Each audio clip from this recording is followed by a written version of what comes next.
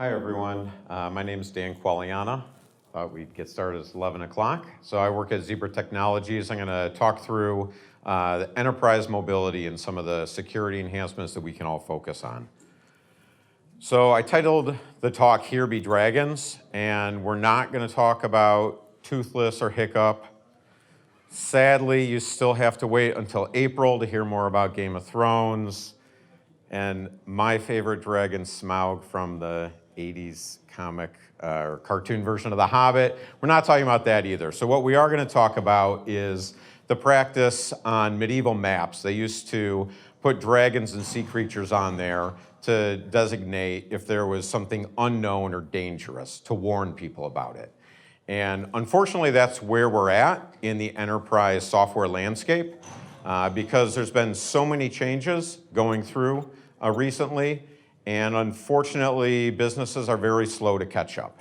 And so we're going to kind of walk through a little bit of what some of the issues are today, and then we're going to talk about how Android as a platform is working to address these, and then we're going to talk about how you as application developers can add in some more enhancements into your applications to help these enterprises and add more security to this landscape.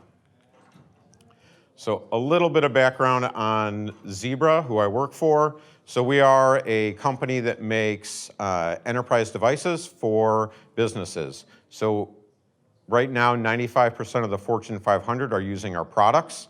We have Android devices. We focus on helping businesses get more visibility into what they do. We do that through barcodes, RFID, other sensors. And an example would be at your Target store, every employee has one of our Android devices. They use that to check inventory, to help with checkout, and to help employees. Every package you get received to your door has one of our labels on it, was processed in a facility to identify and route where it needs to go. And in a hospital, if you go there, you're going to get a barcode on a wristband so that those nurses can go by and check you, make sure you're the right patient, they're giving you the right medication. So that's the space that we're in. So we are talking about enterprise mobility. This is not anything new. So Zebra, we have been in this space. So we first made a barcode scanner in 1980, made a barcode printer in 82. We first made a mobile computer, the predecessors to our smartphones back in the mid-90s. We had wearables back then. So this stuff has been in the market for a long time. The difference is the landscape back then was very different. So you had Palm OS, you'd have a Windows mobile device, and the reality of how things were deployed and maintained is completely different from the way things are going now. So the view for really the last several decades was, when I started out working at Zebra about 12 years ago, we'd build an application, we'd work with a customer, we'd get that deployed to them in a mobile device, and the idea was that there was a golden image. We'd deploy this thing once, and it was just going to sit there and run indefinitely, essentially. So when I go and talk to some of those customers that I first worked with 10 years ago, in many cases, they still have the same devices, they have the same applications, they've made no updates to these. And a lot of that is just because the whole operating system landscape and the approach to software was very different from it is now. But another side of that is that when you have a major corporation, whenever they have to touch their software and make changes to it, they put their operations at risk. If there's an issue, production can go down. That can cost them millions of dollars. So they want to decrease that risk and try to keep that at a minimum.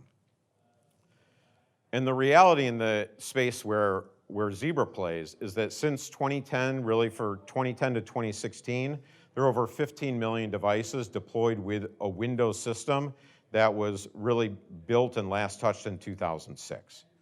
So you imagine that, you have all these old devices, and now all these companies are really starting to make this investment. They're realizing they can't keep with something on a very old platform. Everyone's shifting to what we all use in our everyday life with Android, iOS, and other platforms.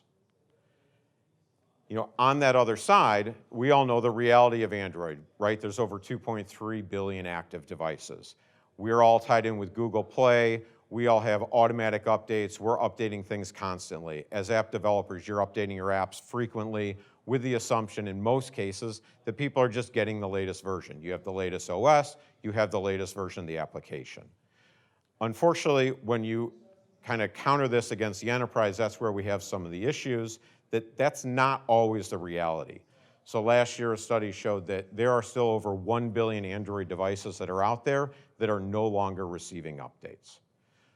So ultimately, when we talk about the dragons, the unknown, the issues that people are running into, this is that issue. So you have these businesses that don't have the infrastructure in place to be regularly updating their applications, updating their operating systems. At the other side, we have people that are really out there in the market identifying every vulnerability and trying to take advantage of them. We as application developers kind of have this mindset that we can keep updating our applications that will get trickled out to people. And so somehow we need to find a balance between these mindsets and help move that forward, and that's what we're going to dive into. So there's kind of 3 different areas that I'm going to focus in on. The first one is really just looking at Android as a platform, some of the features that are in there.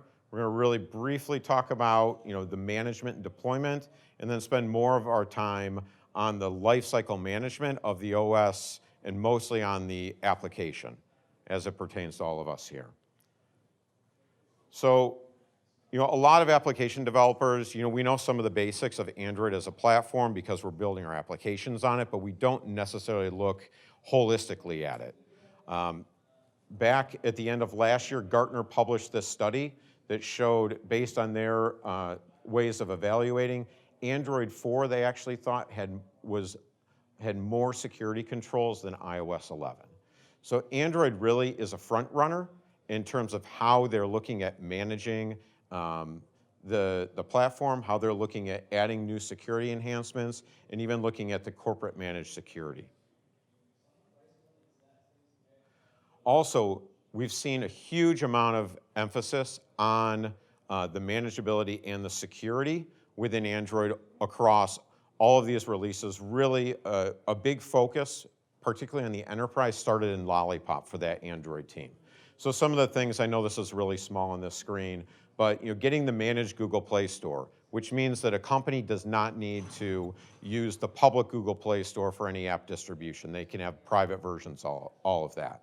There's common APIs for EMMs, Enterprise Mobility Management, so that any of those companies that are helping with that management deployment of apps, they can all use the same thing.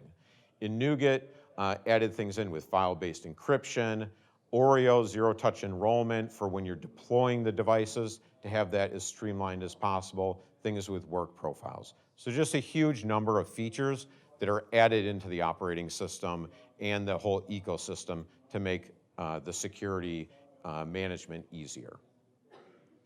So looking at the deployment.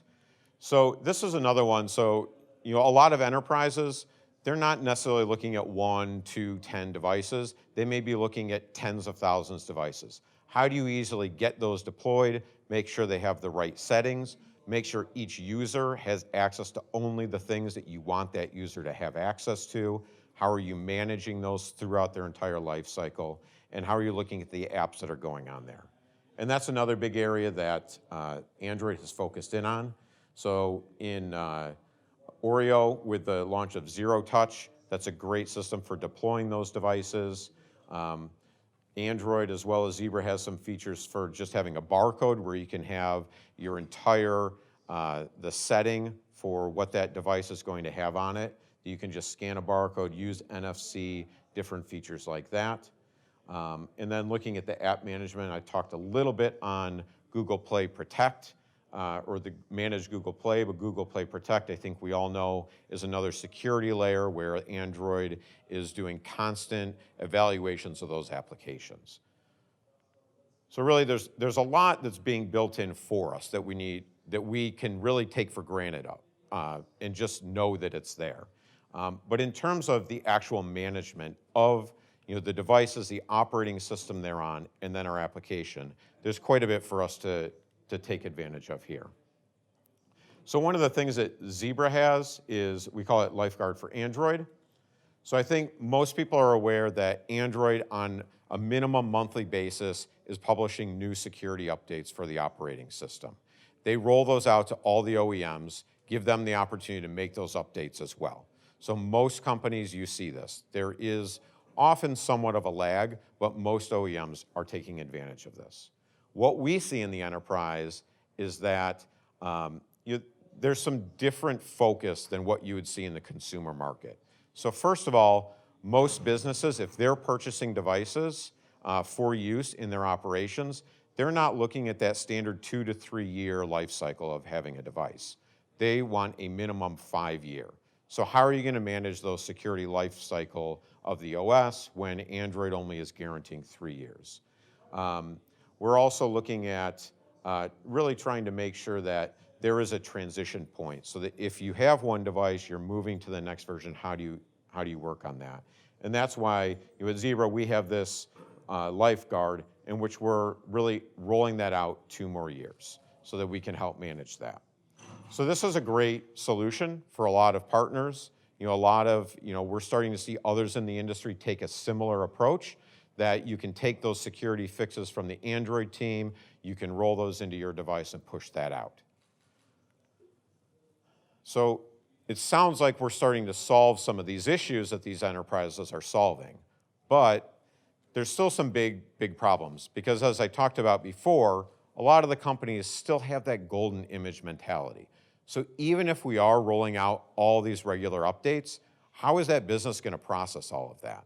So for Zebra alone, and we're just one of many OEMs, thousands of them, we've had over 250 updates to our operating system this year alone, and that goes across our devices. So if you think of a company, they don't have the resources to do that.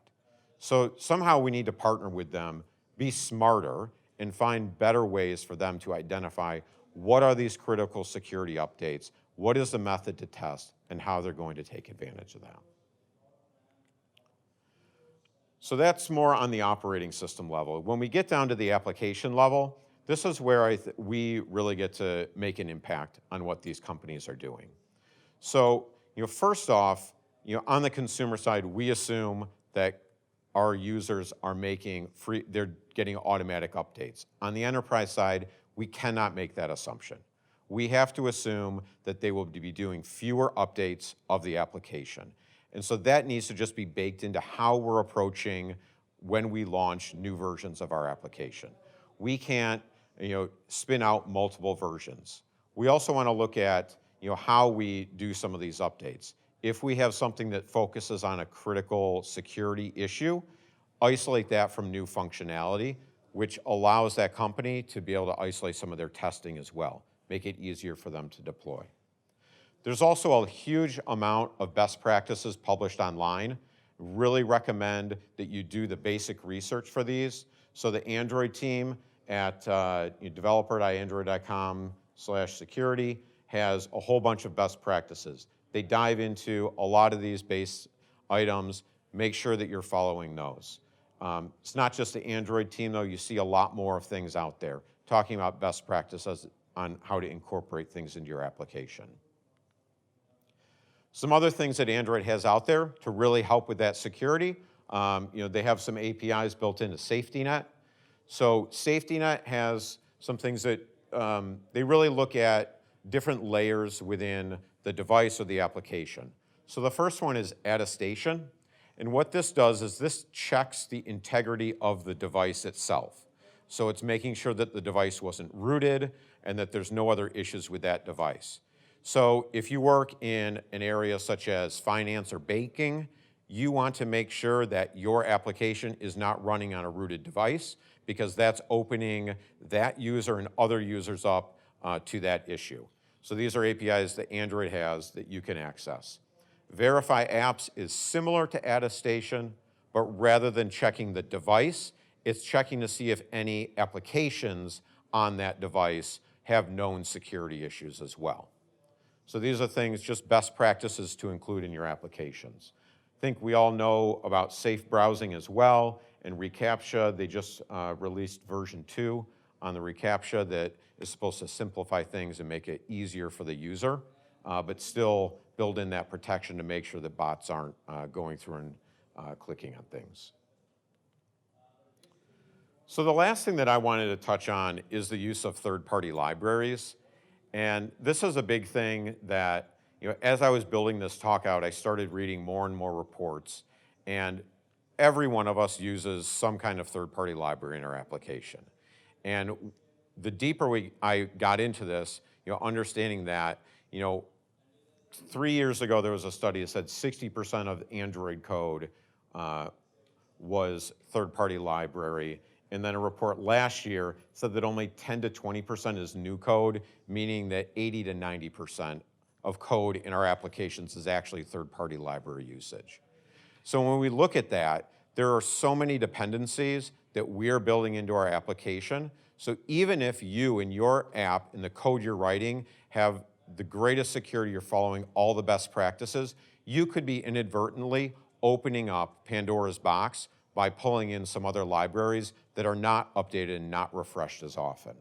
So we're gonna dive through some of this, a couple studies that I looked at, just to make sure you are all aware of some of the issues and the reality of where we're at, and then some best practices in your usage of third-party libraries, and if you're a library developer, some best practices in how you're putting those together. So the first study, this one is not specific to Android. It was more an open source study conducted by Black Duck earlier this year. They analyzed over 1,100 applications to see what was, how open source libraries were used, and saw that, huge number, 257 open source components were found in each application. Sadly, nearly 80% of those code bases contained at least one security vulnerability. And the number of vulnerabilities per code base is also very high. And even more unfortunate is that more than half of those vulnerabilities are critical issues. And when we start looking at how sloppy things are, some of the really well-publicized vulnerabilities like Heartbleed were even still found, and I know Heartbleed was published in 2014. So that's now a 4-year-old vulnerability that people still have availability to. And I think we all know in IoT, one of the number one concern that businesses have around IoT is with security. And unfortunately, a lot of the apps that are out there are living up to that negative reputation. So, one of the nice things that Android does for us is they actually have identified a certain number. When I put this together back in June, it was 27 vulnerabilities. And they're scanning all of our apps as they're being submitted to identify if we're using any of these vulnerabilities are present in the code. So through this program, they are notifying the developers, making sure they're aware of that, and then they give 90 days to fix. Now, the issue here is they don't remove those applications. They're still published in the Play Store. What they do is they make it so you can't publish any new applications or updates unless you address those. So we have had a huge number of apps fixed, but there's still, based on the next study that I looked at, over 20,000 applications that are out there that are still affected by vulnerabilities that were identified by the Android team. So this next study is focused specifically on Android. It was published last year, and they looked at over 1 million apps with 2 million libraries. And here again, they saw 70% of the third-party libraries in the applications were significantly outdated. That means by more than 2 versions old. Part of this, as they were analyzing it, it was because most apps were updated roughly on an annual basis. That means, even if the library was updated, the application was not updated in that time. But one of the biggest reasons people aren't doing outside of just kind of their timetable when they're updating apps is tied in on the fact that there's this fear, just like I talked about earlier, our enterprise customers, they have this fear of incompatibility. If I update the library, I'm afraid it's going to break my code. And so really what ended up happening, half the people are not updating their apps. So in this study, they did an analysis, and they looked at if those libraries were updated, what would the impact be? And they found that if just going to the next version was done, that actually 86% would not have been impacted. So that means even though we have this fear of updating our application, it's not necessarily the reality. And so by holding off, we're introducing vulnerabilities because we're concerned about the impact of the app, but in most cases, there was not an actual impact that would have happened to that application. So really, when we look at this, I think some best practices that we can look at in terms of usage of the third-party libraries is make sure you know what you're putting in your code. And the partner community that I work with at Zebra, we have over 2,500 partners. And when we talk with them, a lot of the best practices they have, they don't look at the newest library that's come out. As exciting as it might be, they need to look at what's the longevity of that. Is it something that they know will be in the market for a while? Because their application will be deployed for a long time at their customers. And if it's something brand new, it's going to have to keep going through iterations. It may kind of die out and not have that support over that whole life cycle that their customers are going to have. So be shrewd in the libraries that you are using. We also just look at the history of these libraries. Are they frequently making updates?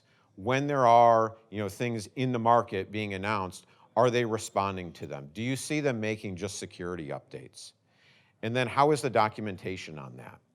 Unfortunately, for the most part in libraries, it's up to the developer to identify when the new version's coming out. You're not getting a notification from that library developer.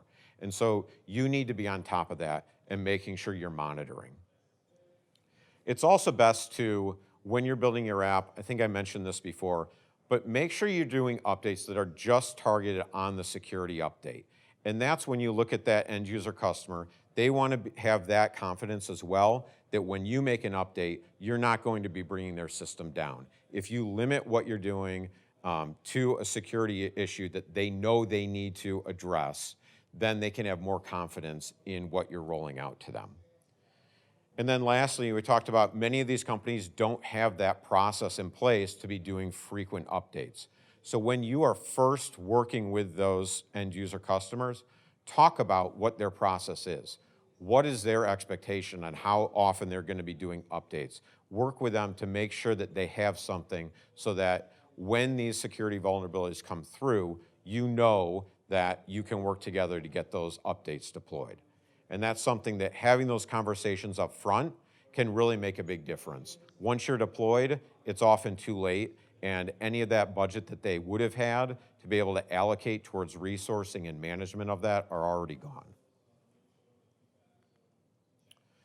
And then lastly, so kind of best practices if you are developing your own library. So kind of building off some of those things, when you are the application developer using those libraries, we need to make sure when we build a library that we are regularly updating and sustaining that.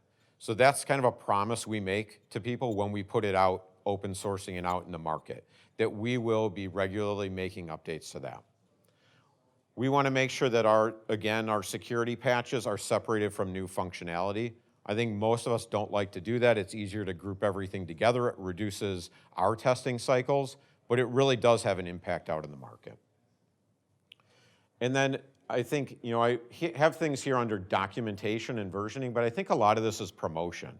So you can have your README, you can have the updates, but you really want to make sure that people can find that you have made an update, that they can easily identify what the new features are, what the changes are, so that they can roll those out. So just doing everything that's in your power to make sure they can see all this. And if you are doing bug fixes and for security vulnerabilities, every security vulnerability has a CVE documented towards it. Make sure you call those out so that people know that you're aware of the vulnerability, you're addressing it, and you're fixing that. So overall, we walked through a lot of these different dangers, unknown things that are in this market, and I hope this gave you guys a little bit more visibility into the perspective of an enterprise customer and how they're evaluating your apps and what their reality is in trying to maintain and deploy that over a full life cycle. Thank you very much.